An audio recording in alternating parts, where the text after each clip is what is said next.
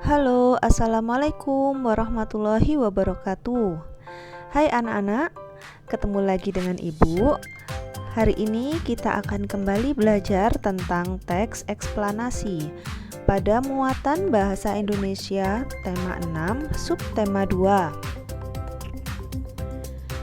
Tujuan pembelajaran hari ini: yang pertama, kalian akan belajar mengidentifikasi hal-hal penting dari bacaan. Kedua, kalian akan belajar menyajikan hasil kesimpulan isi teks penjelasan berdasarkan diagram. Untuk isi materi hari ini adalah 1. Ibu akan menyajikan contoh bagaimana mengidentifikasi hal-hal penting yang ada pada sebuah bacaan. Kedua, contoh membuat diagram isi bacaan. Dan yang ketiga, bagaimana contoh membuat kesimpulan. Keempat, kalian akan melakukan latihan. Nah, coba kalian buka halaman 80 sampai 81. Di situ ada teks perpindahan panas atau kalor secara konveksi. Ibu akan baca teks tersebut pada setiap paragrafnya. Kita mulai dari paragraf pertama. Perpindahan kalor secara konveksi ialah perpindahan kalor yang disertai dengan perpindahan zat perantaranya. Umumnya, peristiwa perpindahan kalor secara konveksi terjadi pada zat cair dan gas. Zat yang menerima kalor akan memuai dan menjadi lebih ringan, sehingga akan bergerak ke atas. Saat zat yang lebih ringan tersebut pindah ke atas, molekul zat yang ada di atasnya akan menggantikannya. Paragraf kedua, perpindahan secara konveksi dapat diumpamakan dengan kegiatan memindahkan setumpuk buku dari satu tempat ke tempat lain. Ketika kamu memindahkan buku tersebut ke tempat lain, tentu kamu akan ikut bersama dengan buku-buku tersebut. Jika buku-buku itu diumpamakan sebagai energi panas dan kamu adalah medianya, maka perpindahan kalor dengan cara konveksi akan menyertakan perantaranya. Paragraf ketiga, peristiwa konveksi terjadi pada saat merebus air. Air yang letaknya dekat dengan api akan mendapat panas, sehingga air menjadi lebih ringan. Air akan bergerak ke atas dan digantikan oleh air yang ada di atasnya. Demikian seterusnya. Paragraf keempat, perpindahan kalor secara konveksi juga mengakibatkan terjadinya angin darat dan angin laut.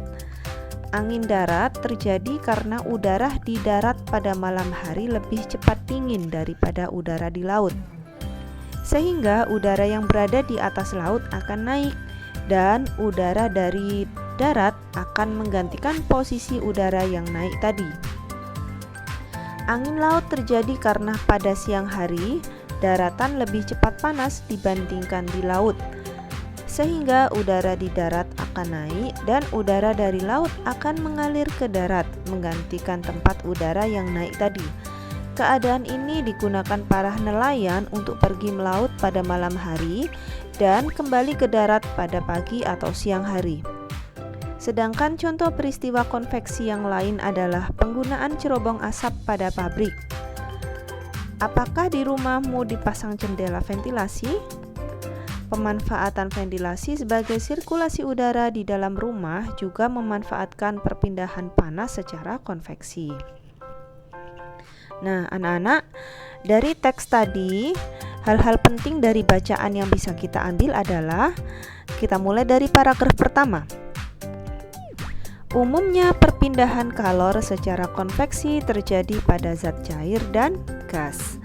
Untuk paragraf kedua, perpindahan kalor secara konveksi akan menyertakan perantaranya, seperti yang diilustrasikan tadi, seperti saat kita membawa buku, memindah buku dari satu tempat ke tempat lainnya. Nah, untuk hal penting yang ada di paragraf ketiga adalah air yang dekat dengan api akan mendapat panas sehingga lebih ringan dan bergerak ke atas. Untuk paragraf keempat, perpindahan kalor secara konveksi juga terjadi pada angin darat dan angin laut. Oke, nah sekarang kita akan belajar membuat diagram. Untuk judul kita tulis di bagian tengah. Judul dari bacaan tadi adalah perpindahan panas atau kalor secara konveksi. Kemudian kita akan mencari poin-poin penting di setiap paragrafnya. Nah, pengertian dari perpindahan panas atau kalor secara konveksi tadi adalah perpindahan kalor yang disertai dengan perpindahan zat perantaranya. Hal ini dapat diumpamakan seperti memindahkan setumpuk buku dari satu tempat ke tempat lain. Nah, pada peristiwa merebus air yang mendapat panas bergerak ke atas dan digantikan oleh air yang ada di atasnya. Hal ini mengakibatkan zat yang menerima kalor akan memuai dan menjadi lebih ringan. Zat yang lebih ringan tersebut pindah ke atas. Molekul zat yang ada di atasnya akan menggantikannya. Contoh lain dari perpindahan panas secara konveksi selain peristiwa merebus air tadi adalah contohnya adalah angin darat dan angin laut, cerobong asap, serta ventilasi rumah. Nah, anak-anak, berdasarkan diagram ini kita akan membuat sebuah kesimpulan. Kesimpulannya adalah konveksi adalah perpindahan kalor yang disertai dengan perpindahan zat perantaranya. Zat yang menerima kalor akan memuai dan menjadi lebih ringan sehingga akan bergerak ke atas dan molekul zat yang ada di atasnya akan menggantikannya.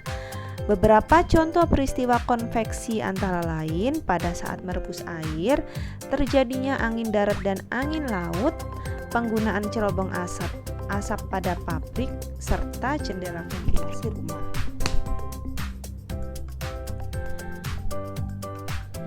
Nah, untuk tugas hari ini kalian bisa membuka halaman 127. Di situ ada teks mengenai tari pendek dari Bali. Baca dan pahami setiap paragraf dari teks tersebut. Kemudian kalian tentukan hal-hal penting dari setiap paragraf. Tulis jawabannya di halaman 128. Setelah kalian temukan hal-hal penting pada setiap paragrafnya, kalian bisa mengisi diagram di halaman 129. Kemudian berdasarkan diagram tersebut, kalian coba buat sebuah kesimpulan, kemudian tulislah jawabanmu di halaman 129. Anak-anak, setelah kalian selesai mengerjakan tugas tersebut, foto kemudian kirim ke guru masing-masing. Mudah sekali bukan untuk pembelajaran hari ini? Oke anak-anak, cukup sekian untuk hari ini. Terima kasih. Jangan lupa tetap semangat belajar meskipun dari rumah. Stay at home, jaga kesehatan, selalu pakai masker dan cuci tangan. Wassalamualaikum warahmatullahi wabarakatuh.